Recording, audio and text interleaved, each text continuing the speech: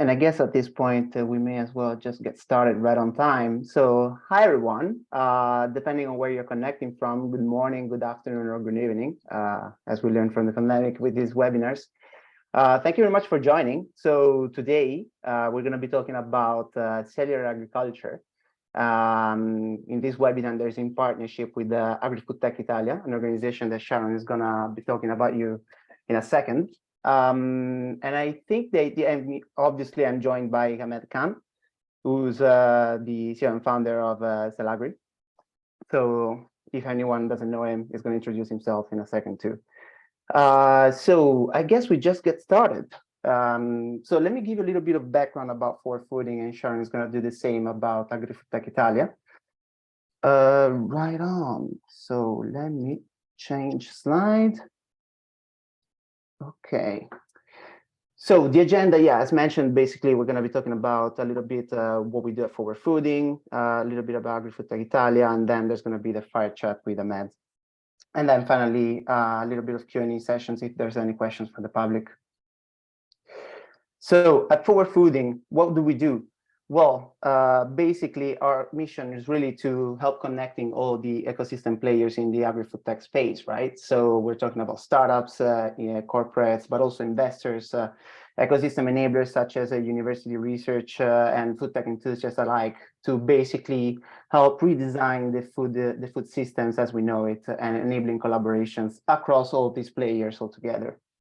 And we do this thanks to our three pillars of activities. One, the consulting and scouting, which is basically when we sit down with corporates to understand their needs and help with them build collaboration with startups. Then with the Food Tech Data Navigator, which is our proprietary database counting now over 8,400 and plus startups that are active in this specific field. And then obviously with our startup network, which is including all the innovation hubs that we have, both in London and in Barcelona, where we actually help startups through our network to basically expand their reach and overcome the obstacles. And through the Food Tech 500, which is essentially the Fortune 500 of startups active in food tech, and is the ultimate list to be featured in as a startup. In terms of like our reach and our commitment to the community, really, we're looking at like over 30 clients over the course of the years that we collaborated with, delivering many consultancy projects. And in particular, when it comes to the reach, we're talking about over 20,000 newsletter subscribers, over 15,000 social media followers, 30,500 plus monthly websites on our page, and crucially, like over 7,500 applications to the Food Tech 500 that I just mentioned, proving how relevant that has become as an industry standard. And here, just to give you a little bit of glimpse about our ecosystem, and we talk about some of our clients, some of our collaborators, and basically some of our friends really who have joined our mission over the course of the years. And as I mentioned, our food tech innovation hubs are really places where we sit down with startups to help them overcome difficulties and challenges that may face during the course of their existence through our network that now enables a lot of really important collaborations across startups and ecosystem players alike. So if you want to learn more, just reach out to the website or send us an email at info4fooding.com, and we'll be more than happy to take your inquiries that you may have. Now I'm going to move on to pass the word to Sharon, who's going to introduce a little about the organization Agrifood-Tech Italia. Hi, everybody. I am Sharon. I am, yes, a founding board member of Agrifood-Tech Italia. I'm also CEO and founder of Edible Planet Ventures. So what is it, Agrifood-Tech Italia? Basically, a few entrepreneurs and investors in Italy decided to sort of join to do something about what is happening in Italy. Well, Italy is pretty behind. There's a big gap with the rest of the world, though obviously this is a country where we are leaders in food experience and in food. There is a huge turnover, about €500 billion out of food production alone. But in terms of Agrifood-Tech venture capital, we're 0.30% of the total capital invested globally. So what we aim to do is really to seize the opportunity, not only to accelerate the technological modernization of the entire agri-food sector here, but the most important economic sector of the country, but also promote here in this country all of those ethical and operational practices that can accelerate this food transformation. So from innovation, sustainability, transparency, and so forth. So obviously here what we aim to do is create the support of the leading enablers of the national ecosystem and promote through the strategic sector amongst all the economical, the companies and the institutional entities in the country. We are an agile association. We are advocates. We are not lobbyists. We promote best practices for this development. There's no position to, there's no, I would say, ambition to position ourselves as a category association of any sorts. What we do is really we make proposals. We try to create an ecosystem that is resilient and generate international visibility for our startups. So this year, for example, I think it's one of the first time funds that were not Italian funds have invested in Italian startups, which was for sure a good thing. So we are a tool to, use the information analysis, communications, and networking so that we can thrive. That is about it. Our goal is to foster and propel Italy as not only a leader in food, but also a leader in food innovation. That's it. Thank you, Sharon. Thank you.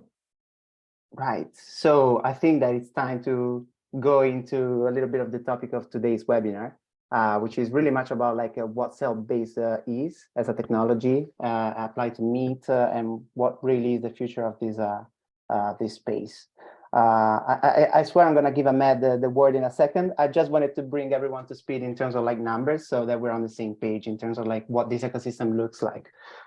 We pulled a bunch of numbers from the Food Data Navigator just to give you some perspective. So we're talking about a subcluster that we basically see is accounting for 15% of the global alternative protein segment. So not too bad. And crucially is that it is experiencing very fast growth over the past few years. So it reached since 2013, over 3 billion in funding, and with a CAGR of 81% between 2019 and 2022.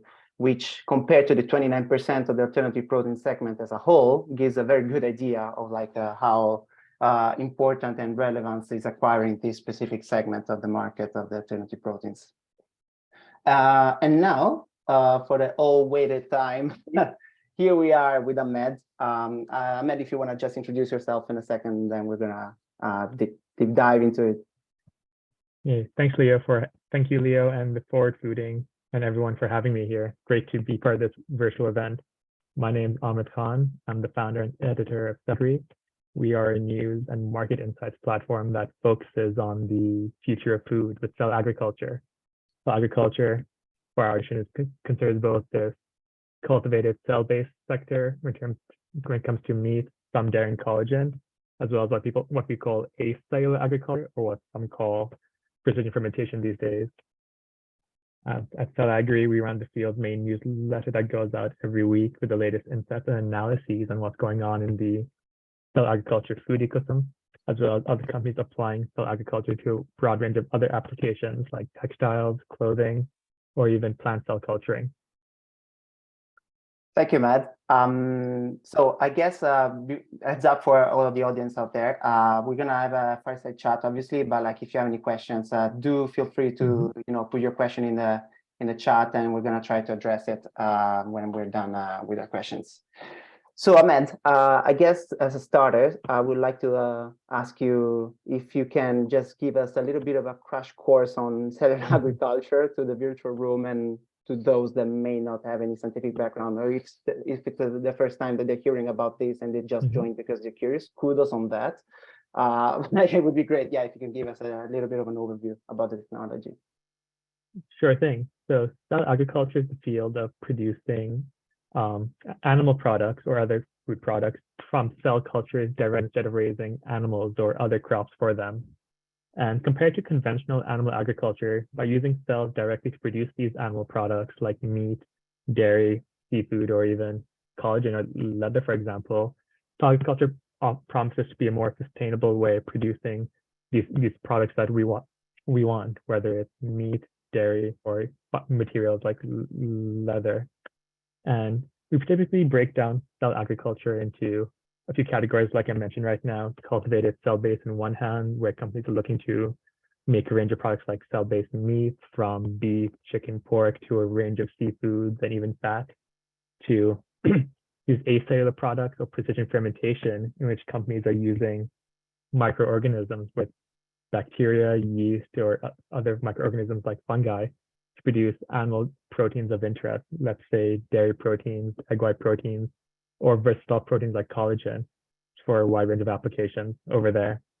That's the basic version of quick overview of cell agriculture and how that works. To make essentially meat from cells, to keep it simple, what companies and players in this field are doing is going to the animal of interest, let's say a cow, taking a biopsy from that cow and training those cells from that biopsy, ideally stem cells, to grow in a nutrient broth and to make this leave that's still inside the original animal and to become meat like they would otherwise within the animal. That's the simple version of how it works. Thank you for simplifying for all of us. And I mean, it's definitely clear that we're talking about a very sustainable approach compared to livestock farming as we know it. And what did you decide to actually join and be involved in this specific technology, as opposed to, for example, as you mentioned, precision fermentation? Why cellular agriculture? Yeah, so precision fermentation, from how we define cell culture, it's one. Cell culture is the umbrella term that also includes precision fermentation for us at CellAgri. It's a type of cell culture technology where you're producing animal proteins directly from cells. In terms of what inspired me to look into the cell agriculture field in general, my background in cell biology, and when I first learned about this space, I was blown away by the potential applications cell agriculture could have on our food system in terms of environmental sustainability, but also food security implications as well down the line. With my background in cell biology, I wanted to jump the field when I first learned about this, but back then there was no one-stop platform that had all the latest news, insights, and analyses on what was going on in this field. And that's how CellAgri began to be that play for this ecosystem. Thank you very much for sharing a little bit about your background too. So we mentioned the fact that basically cellular agriculture is a very sustainable practice, but it's raising more and more awareness from consumers. But we're basically, I mean, you would agree with me that we're still at its infancy, essentially.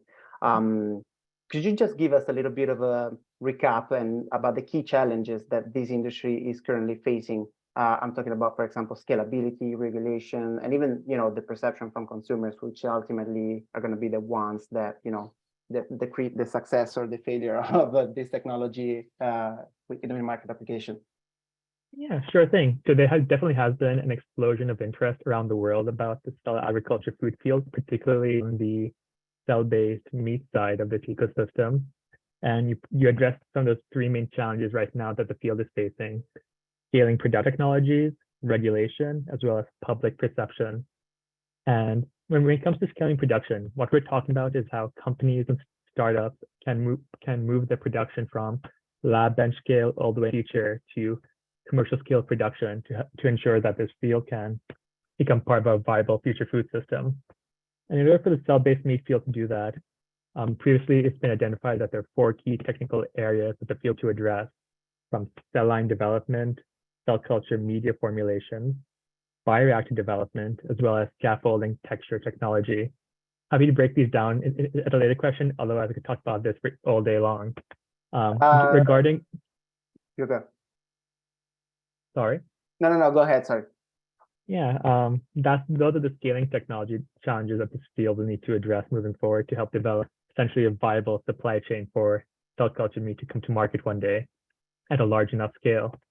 Regarding regulation, it's going to be important for consumer trust in these products, as well as helping companies understand what they need to do to come to market, to have clear regulation and regulatory frameworks in place for the whole range of products that companies make with this, all the way from meat products to dairy products, and even other sectors as well within this field, from biomaterials to pet foods, for example.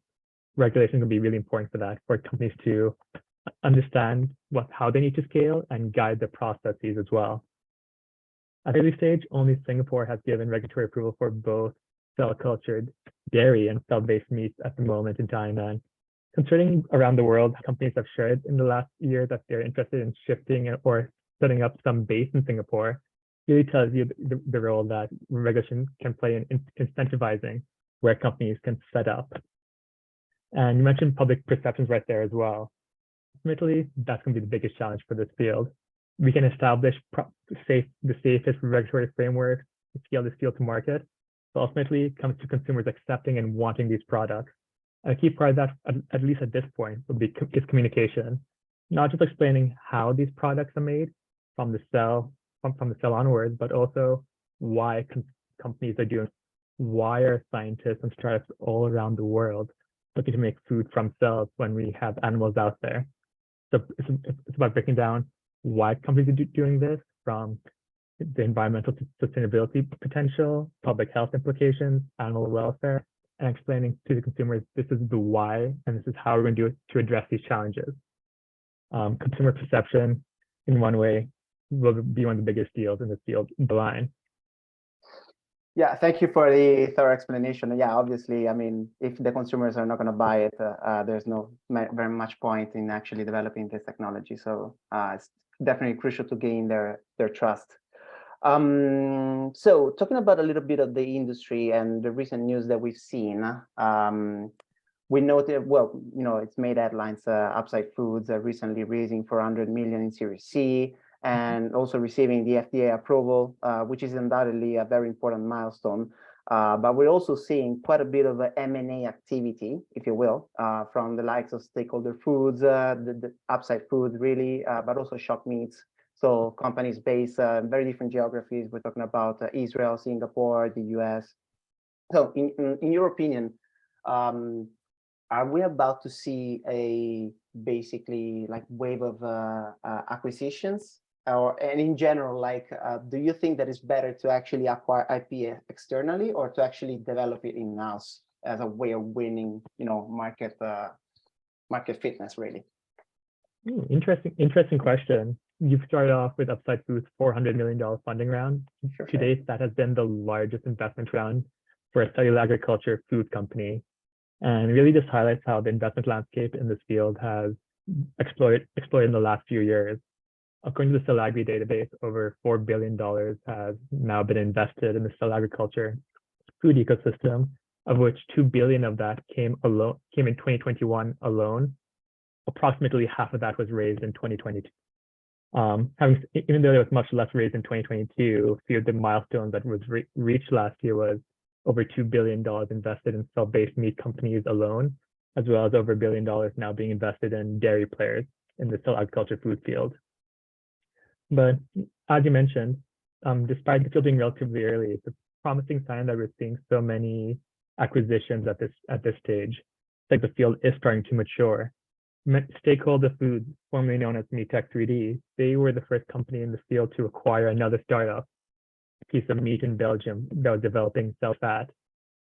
Stakeholder Foods is a publicly traded company, so the idea of acquiring a fat player like piece of meat really highlights a fast way to come to market. Fat beyond food is used in a range of different products, but even cell-based fat could be used as an ingredient for other alternative protein products to help improve the taste and texture flavor, because that's the role that fat plays in meat. Last year, stakeholders announced a partnership between its piece of meat subsidiary and Enough Food, a micro-protein company in Europe as well, to make a hybrid cell-based fat and protein product, signaling the idea that fat can be used to partner with other companies to make products faster come to market. On the idea of developing IP internally or externally, if companies are raising enough funding and want to accelerate and move fast, acquisition of external IP is the best way to do that.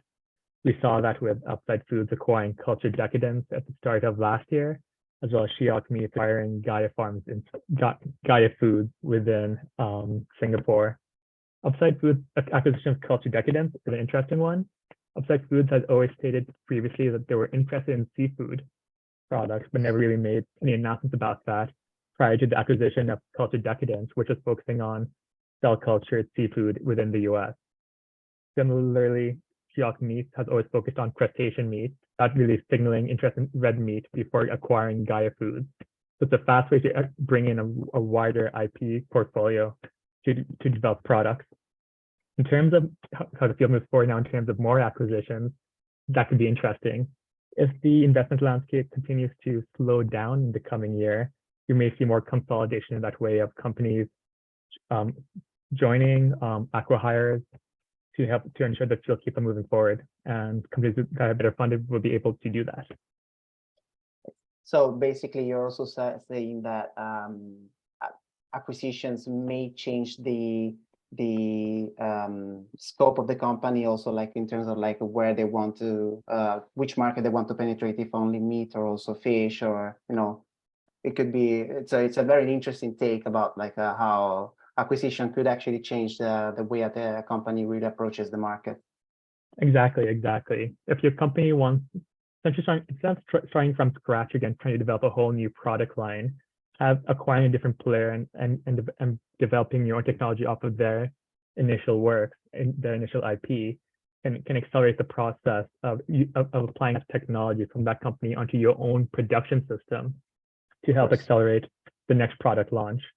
Many of these companies from the beginning may have been focusing on one or two product lines, let's say chicken, beef, or pork as a main focus. And if they want to launch multiple product lines within a few years of launching their first product, they can't use all that time again to develop the next product line.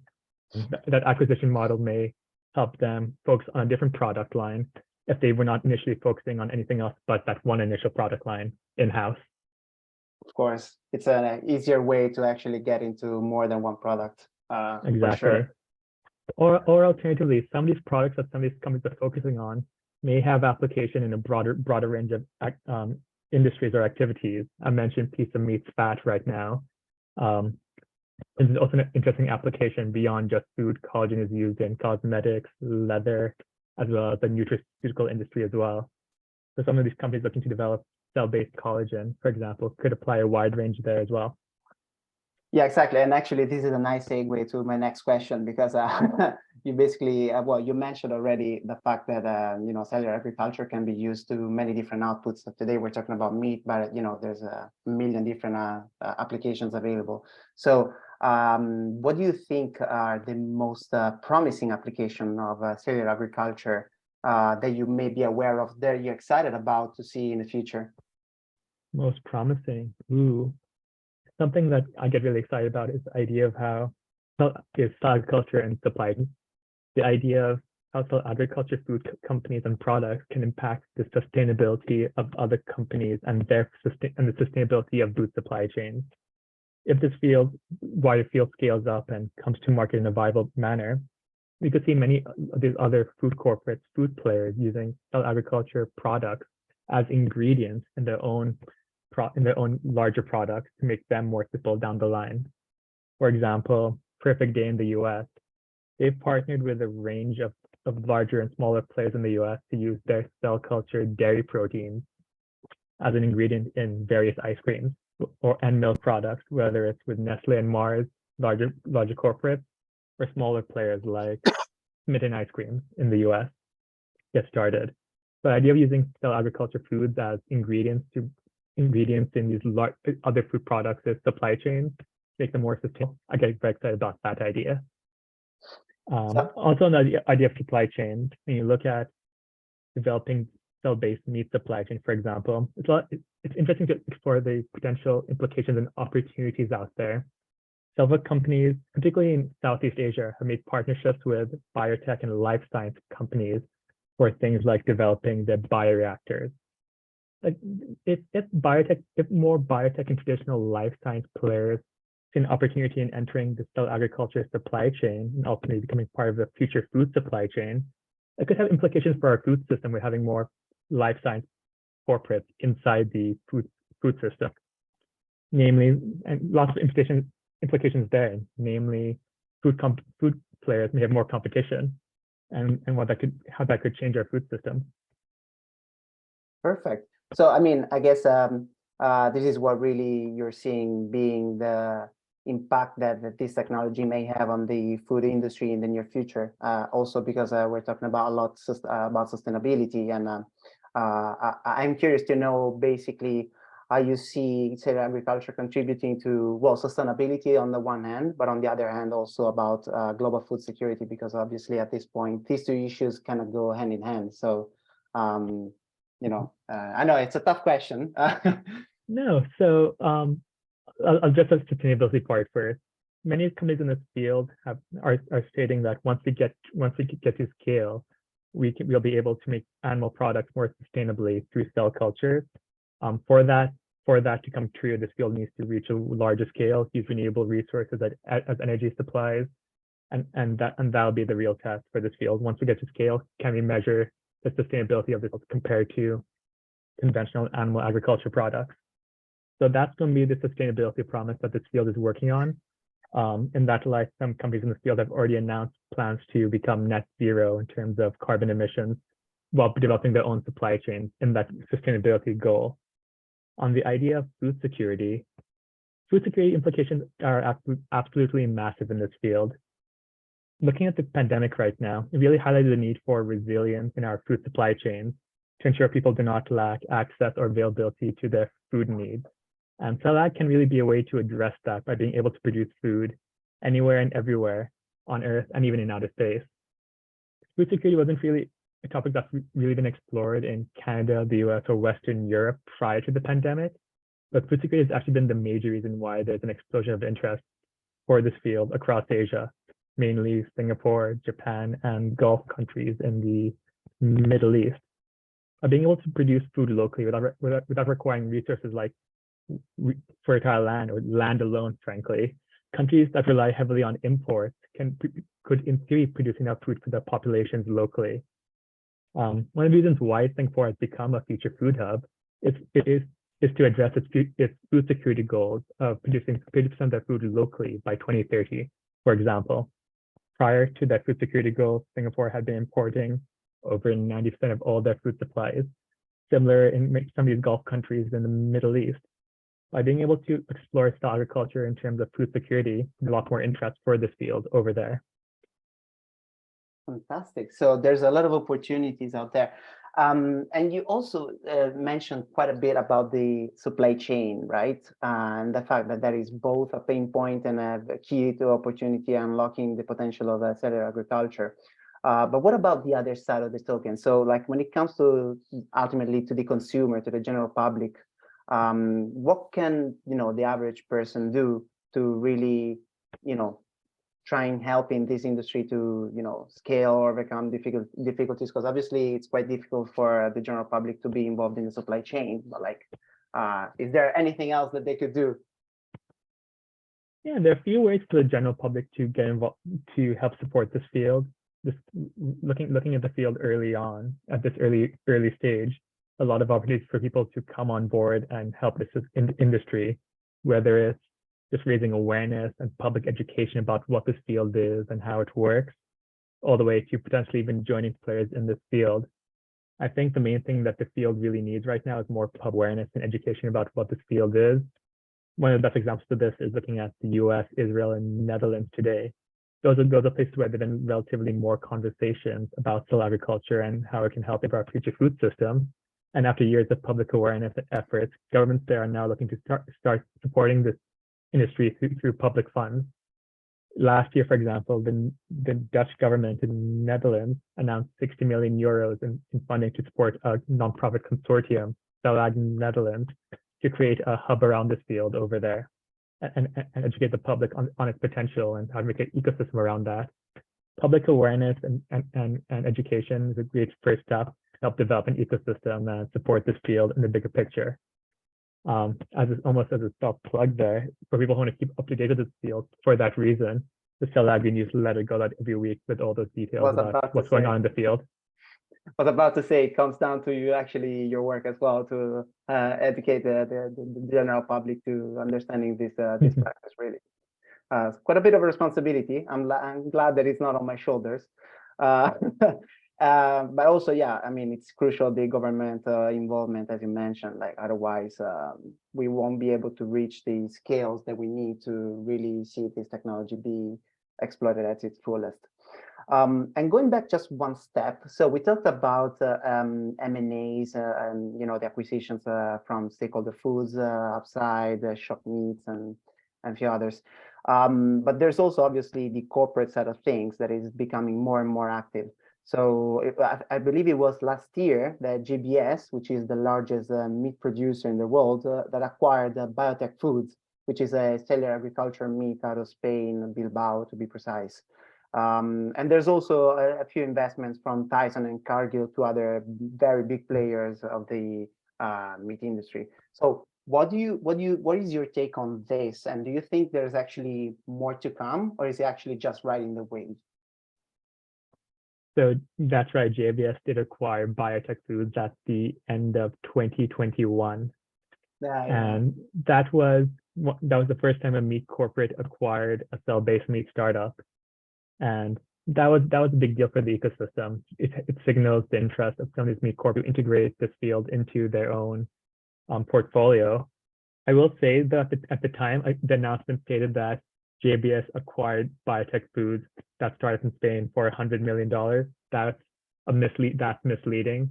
JBS acquired Biotech as part of its $100 million plan to enter this ecosystem, which included the acquisition of Biotech Foods, as well as roughly $40 million to build a pilot plant for Biotech Foods in Spain, as well as set up a research lab for cell cultured meat in Brazil at the JBS headquarters over there. But you're definitely right. JBS's acquisition is almost a way to hedge its bets with Tyson for the field against Tyson, Cargill, which have been much more active in this field from an earlier stage. Tyson Foods, one of the largest meat companies in the world, has previously invested in Upside Food, Future Meat Technologies, now known as Believer Meat.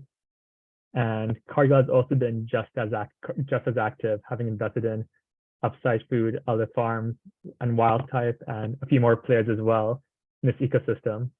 And that just reflects this bigger picture of the role that these food corporates can really play in this ecosystem.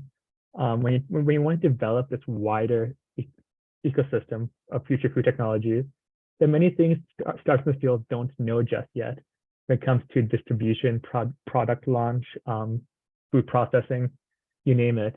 All these different larger food players, whether it's traditional meat or other traditional food and ag players, can play a big role in this ecosystem. And in that way, you can help these players getting involved in the field can help accelerate the development of a supply chain, the relatively more downstream for this ecosystem, distribution, product launches, and helping companies get to market in a faster way using existing supply chains as opposed to starting from scratch again. Of course, much easier. So basically, to recap, it's a matter of also involving the big corporates. It's not just about startups trying to scale up and acquiring each other to accelerate the growth and get the public to know the products. Really, it's ultimately also down to F&B corporates to really embrace this technology in order to accelerate even more the go-to-market of cellular agriculture products. Yeah, if you think of it in one way as well, JBS getting involved in this field, having seen Cargill and Tyson invest so heavily in it as well, you almost start to say that it's almost going to be a start of the future of meat race, which could be an interesting way to look at how they might grow. Fantastic. So yeah, it's a common effort, should we say? Like a lot of ecosystem players involved in different levels just to make this happen, really. Exactly. So I think that now this begs the $1,000,000 question, which is also the last question and probably the most difficult to answer, which is what do you think of the ecosystem? Where do you think the ecosystem will be in 5 years' time? Both at a global scale, obviously, because most of these companies are based in the US or Singapore, but also more specifically in Europe, because I mean, Europe is definitely more reluctant to, or at least I should say the regulation is definitely more strict than in other places when it comes to novel foods, and definitely cellular agriculture falls under the novel foods definition. Correct me if I'm wrong. So like it's definitely a challenging market to enter. So what is your take on both geographies, really? All right. So 5 years, it's a great question. Ultimately, time will tell. Looking a bit more short-term terms of the current economic environment, or in terms of investments, the CellAg field could be delicately positioned. Most players still in the R&D stage and depending on private capital to operate without cash flow. A longer recession period could spell trouble for many of these earlier stage startups looking to raise the next funding round. Having said that, as startups continue to reach their milestones, show prototypes, reach the next level of scaling, and show technical viability, investors will likely continue to support the investments as they achieve those milestones. In terms of regulation, what will happen in Europe is going to be it's a big question. Like you mentioned, the novel food park here may slow down innovation and companies wanting to set up over here. We've heard in the last year some startups here based here in Europe are looking to first set up and launch in Singapore or other areas that will be more friendly towards food innovation. Just last week, British cell-based meat company Ivy Farm announced they want to build their first large-scale manufacturing facility overseas because of the lack of clear regulatory frameworks for the company in the UK.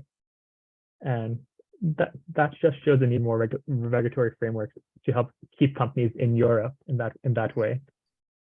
Whether people are a fan of Brexit or not, that there is an opportunity for the UK to stand different from the EU and establish its own framework, so that in the bigger picture, companies may stay in Europe, but at this moment in time, we're not seeing that happen.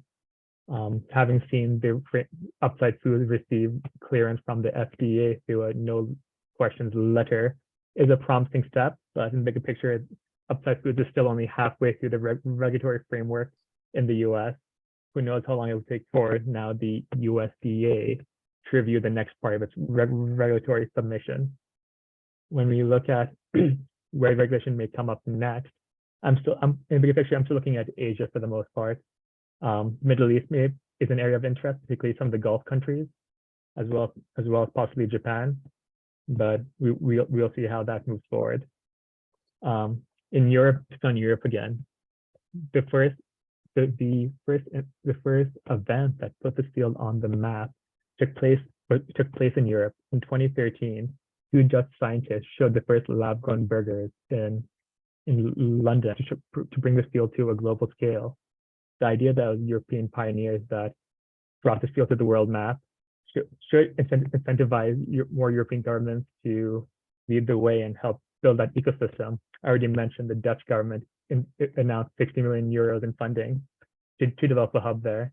Ultimately, it'll be EU level jurisdictions that will decide what happens at the wider level of regulation for cell cultured meat. We're seeing a lot of positives in the bigger picture, but time will tell what happens in Europe in the next few years. Yeah, I guess it's a long-term game, but it's definitely worth a while. So exactly. So thank you very much, Ahmed, for bearing with my questioning. Thank you for the question and for having. No, of course. So now I don't know, Sharon, if there's any questions from the audience. I've seen the chat. There's many. Yeah. Nice. All right, so let's start from the very first one. Is cell culture usually implies the use of serum bovine, which is not ideal and may not be sustainable. Do you have serum substitutes for growing cells? I can answer that. Can immortalized cells be used or primary cells are necessary? Okay, sure. And do you say you wanted to answer that yourself? No. I was just kidding. Okay. I mean, I can, but this is your turn to answer. Sure thing. So in the more academic setting, serum such as fetal bovine serum, FBS, has been used to grow cells at the lab scale. When it comes to cell culture meat production, that's a problem on multiple fronts. One, it's very expensive FBS. Secondly, it is not ideal for companies that want to move away from animals as far as their own supply chains. And the quality varies from batch to batch quite a bit. So as a result, many companies in the cell culture meat space are looking to develop alternatives to FBS-derived serums. And there's actually a few companies now that are focusing specifically just on that in that part of the cell culture meat supply chain. And in terms of immortalized cells be used or primary cells are necessary, different companies are using different sources of cells to develop their cell culture meat. Some companies are using, I believe, satellite cells. Other ones are using iPSCs and fibroblasts. So there's a large range of different cell types being used in this ecosystem to produce the cells and designing these cells to not require FBS as well to grow just as well. Perfect. Next question. Do you think what do you think are some of the factors that will impact consumer acceptance? What could be done to increase the acceptance? Yeah, so one of the first thoughts that I have there is the idea of product labeling.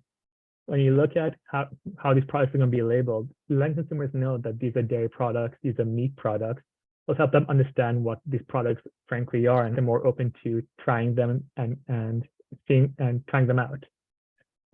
Generally, when it comes to public consumer acceptance, I'm a big fan of public education and understanding of what this field is, not just explaining how it works, but also the why behind it. I think more consumer education will be the main tool that we can use to increase acceptance. Thank you.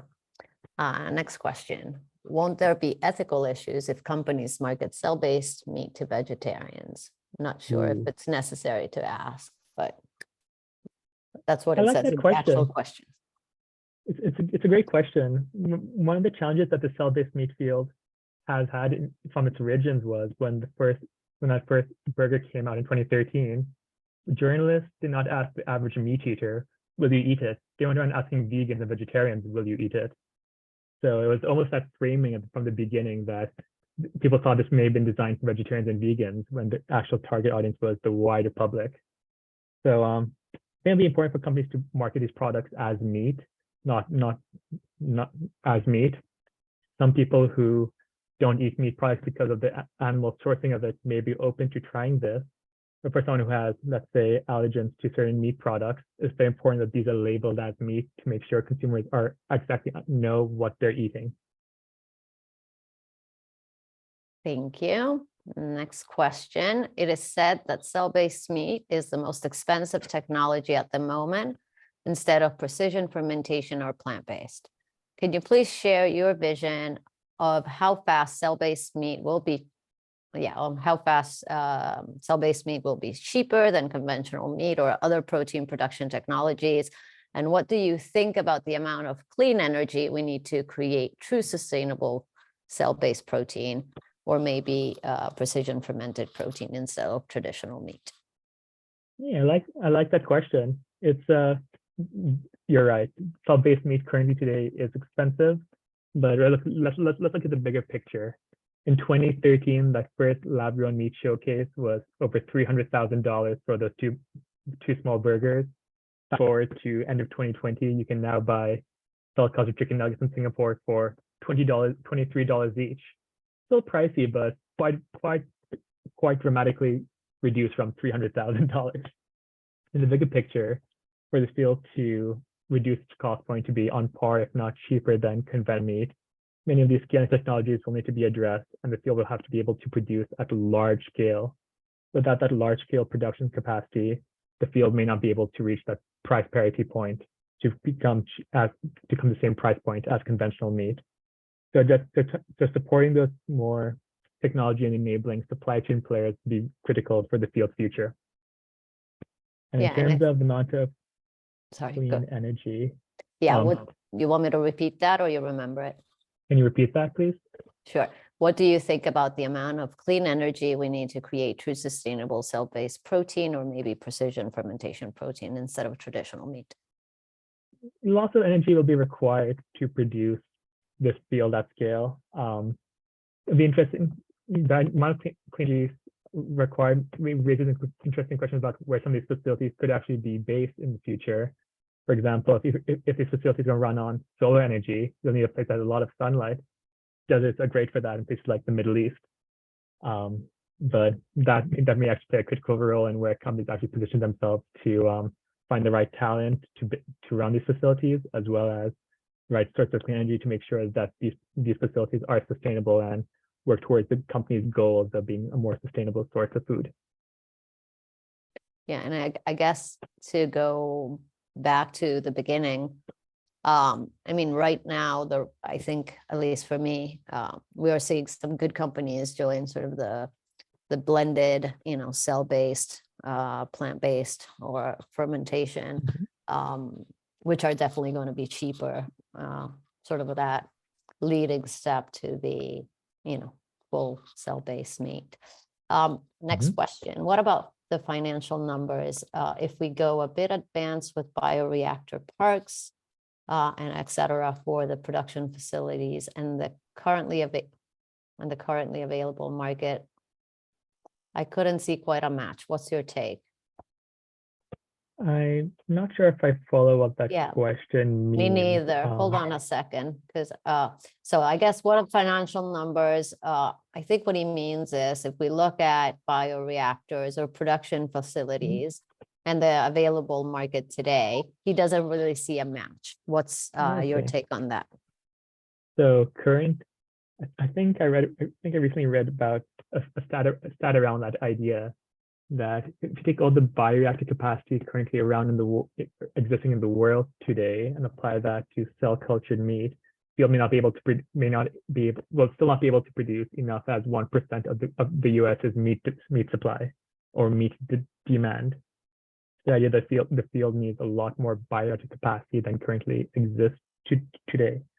So yeah, in terms of bioreactor, the field definitely needs many more large, giant bioreactors for this field to come to market in a viable manner.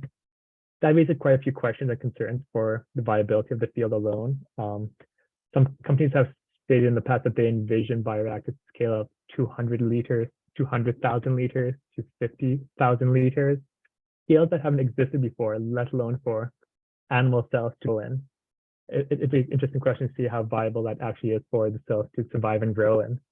So there's a lot of questions about that.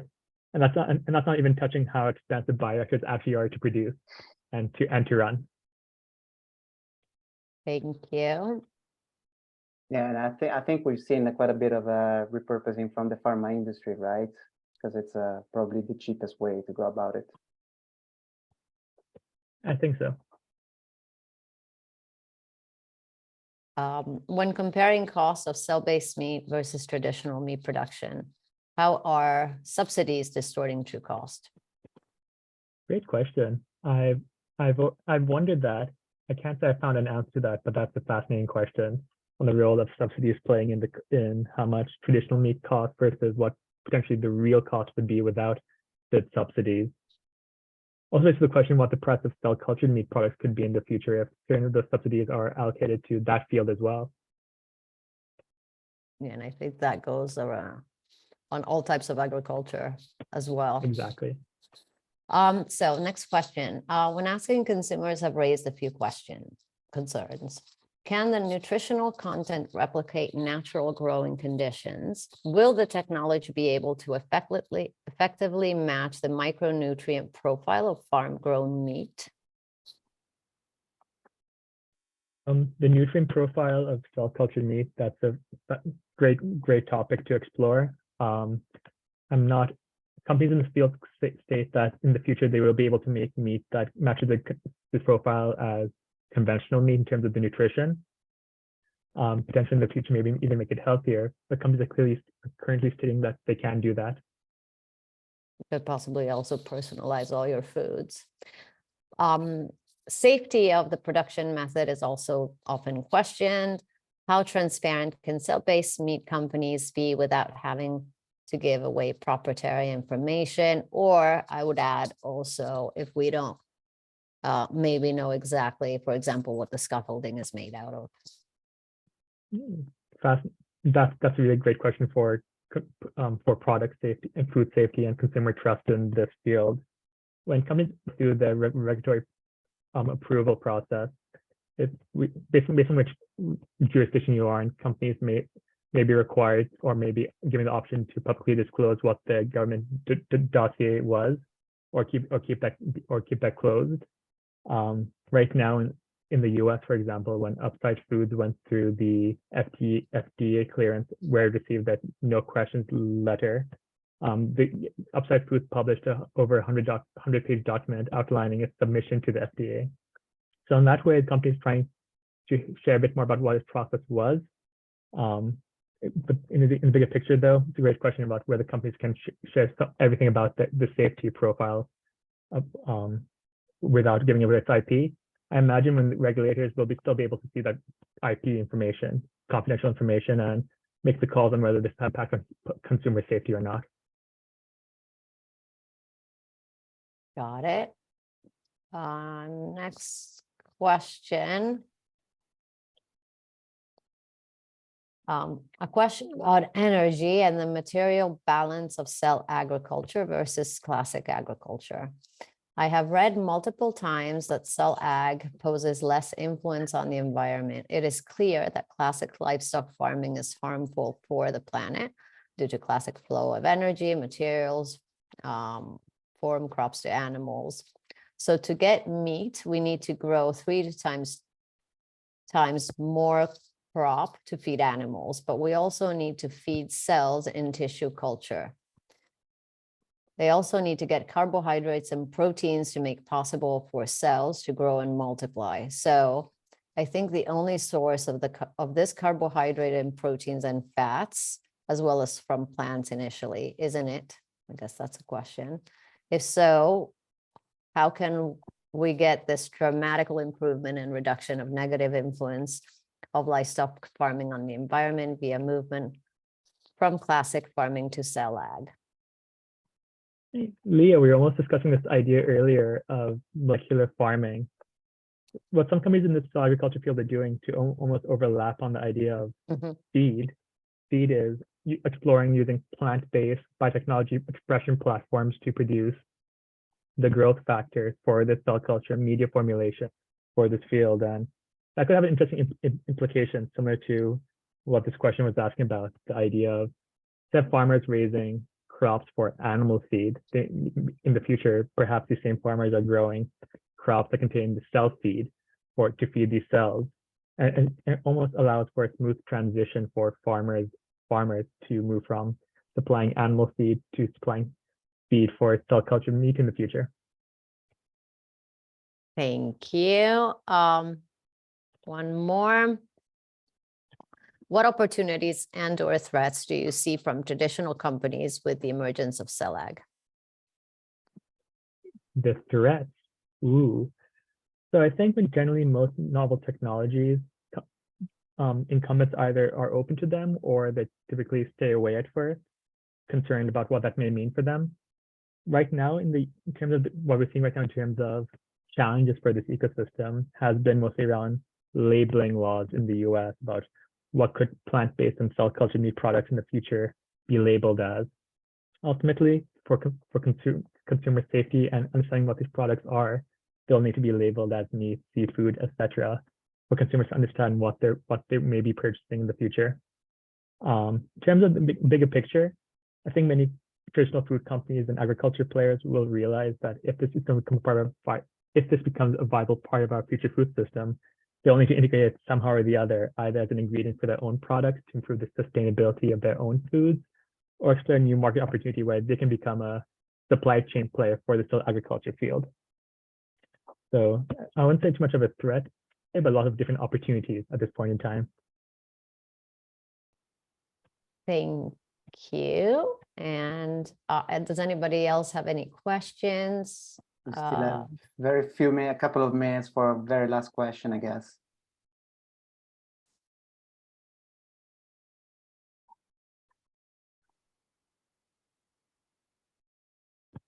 Seems not. Hey, great. Great. Glad we will get through all of them. I'll ask one. What do you think it's necessary to do, I guess, in terms of policies for reluctant policymakers, governments that fear innovation, especially in this cultured meat space? I know where this is coming from. It's a great challenge for this. That's a great challenge, a way to get on board politicians and policymakers who may feel that their constituents may be threatened by a novel technology like cellular agriculture. In the bigger picture, when it comes to policy decisions, this field needs two things: a lack of negative targeting policies, or policies that just favor sustainable proteins moving forward. In terms of positioning this field as a novel opportunity for constituents, may be a way to get more policymakers on board and remain open to innovation that way. Then lots of new alliances and associations now starting around the world where, for example, within Europe, many of these cell culture meat players have formed an alliance called the Cellular Agriculture Europe, where their goal is to engage different policymakers to realize this field is more opportunity than threat, and why it's relevant for the future of Europe as well as a food hub that this field carries on innovating and has a place here. Thank you. Last. When do you see widespread standardization or commoditization of key components such as cell lines and media entering the industry? I really like that question. I don't have an answer for that, but whoever managed to do that, standardize the cell lines, cell culture media for the ecosystem, will be very successful in it. Thank you very much. Thank you, Sharon. Thank you, Ahmed, for sharing your insights. I hope it wasn't too long, too difficult. I hope that the questions were definitely. I was really intrigued by some of the questions that were posed. Again, thank you very much for your time. Thank you everyone for your time and for joining us today for this session. I just wanted to leave you guys with a little bit of technical information about our FoodTech 500 that we're releasing this year. We're going on tour. So this year we're traveling across Europe to basically meet with people and to share firsthand, in a live session, in a live manner, some of the finalists of this year's edition. So if you want to join and take part into one of these events, feel free to scan now the two barcodes. Hopefully we'll see you there. Right. And thank you everyone. Thank you everyone for joining. If you have any questions, do reach out to us. We're always eager to hear your questions and to connect with everyone. Thank you, Ahmed. Thank you, Sharon. Thank you, everyone. Thank you. Have a good night, everybody.